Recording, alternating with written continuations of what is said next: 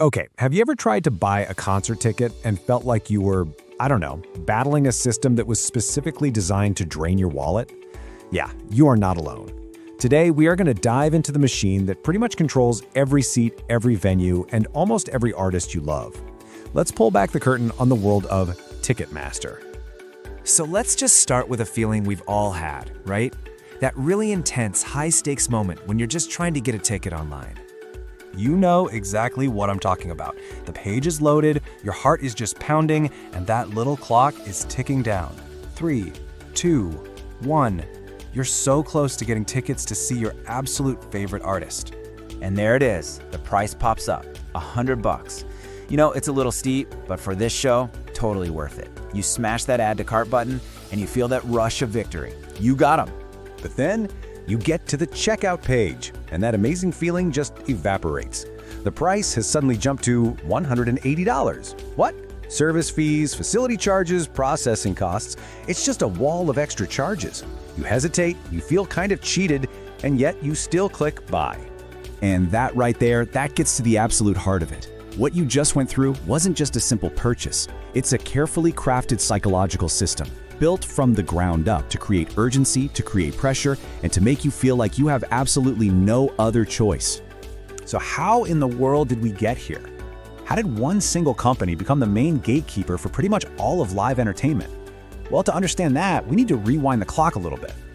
You know, before the internet, buying a ticket meant actually standing in a physical line. The whole process was local, it was fragmented, but Ticketmaster didn't just digitize ticket sales, it centralized them. And here's the key: when you control the transaction, you control the entire experience. And over time, the company just kept expanding. It partnered with venues, artists, and promoters until it was basically embedded in the very infrastructure of live events. It evolved from just, providing a service into creating this all-encompassing system. But the real turning point, the one event that really solidified this entire system, happened just over a decade ago. It all comes down to a single, massive merger. Back in 2010, Ticketmaster merged with Live Nation, which was and is the biggest concert promoter on the entire planet. Now, this wasn't just another business deal. This was a move that created an absolute titan through something called vertical integration. So what does that actually mean?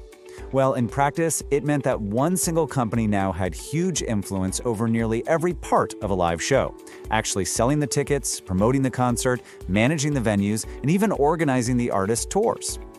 And this chart, wow, this really puts the scale of it all into perspective. Today, it's estimated that Live Nation Entertainment controls around 70% of the market for primary ticketing and major venues.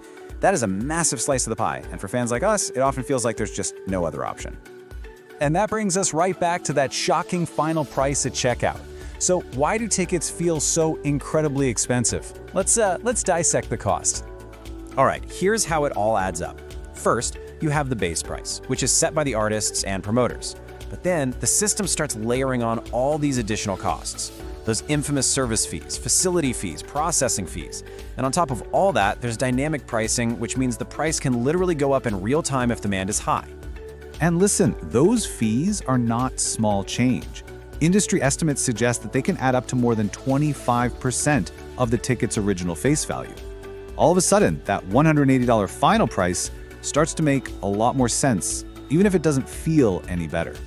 For years and years, this frustration was a familiar, if maybe quiet, complaint among fans. But in 2022, one single tour pushed this entire system to its breaking point, and it put the whole debate on the world stage. The Taylor Swift era sale was, simply put, a perfect storm. An incredible 3.5 million fans registered for the presale, which completely overwhelmed the site. Queues froze, the whole sale just collapsed for so many people. And yet, a record 2.4 million tickets were still sold in just one day. The fallout from this was immense, and it sparked official investigations by lawmakers. And that massive, very public breakdown led to one single question that is now being fought over in court. Is this a monopoly? The whole debate really boils down to two sides. On one hand, critics argue that the 2010 merger created a system with way too much control, and that led to the big antitrust lawsuit filed by the Department of Justice in 2024, which wants to break up the company. On the other hand, the company defends itself by saying, hey, artists set the base prices, venues control the tickets, and at the end of the day, it's just overwhelming demand that's driving the final cost. But you know, this isn't just about economics. It's also about psychology. Remember where we started? Those countdown timers, the little warnings that say only 4 tickets left, the massive digital cues?